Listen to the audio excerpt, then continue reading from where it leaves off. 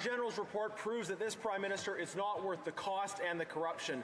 Most of the government's $200 million in contracts with their friends at McKinsey broke the rules. Liberals are tight with McKinsey. The former ambassador to China and head of the Prime Minister's Economic Advisory Panel came from McKinsey. The policy director to the former Minister of Public Services and Procurement was also McKinsey. This government serves McKinsey consultants and scandalizes Canadians. Why did Liberals repeatedly break the rules to benefit their friends at McKinsey?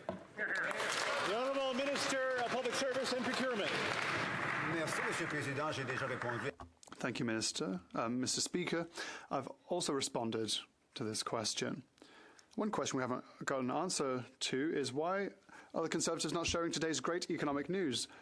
The first reduction in interest rates in the past 4 years and the first in G7 countries. And that is not only because we have been responsible budgetarily, but because Canada in 2025, inaudible for the interpreter,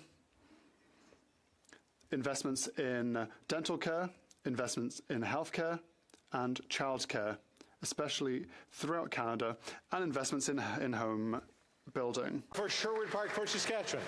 Mr. Speaker, it's no surprise that Liberal minister will do everything to avoid talking about even mentioning McKinsey in the response.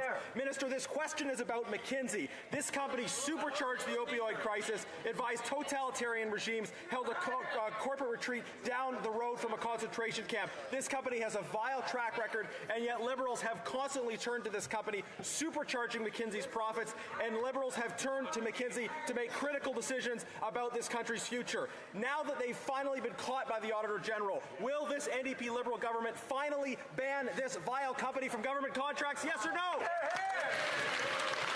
The Honourable Minister of Public Service and Procurement. It may indeed be that our colleague was distracted when I spoke about the matter many times during question period.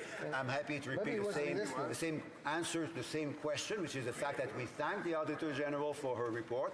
Her report contains recommendations and views that have been understood and heard in many other reports in the previous months. We have acted on those recommendations for more than a year now. There's nothing more to add except that today is an important day for Canadians and their economy. They don't seem to care. Now, the first time in 4 years that there is a fall in the interest rate and the first decrease across 47 countries.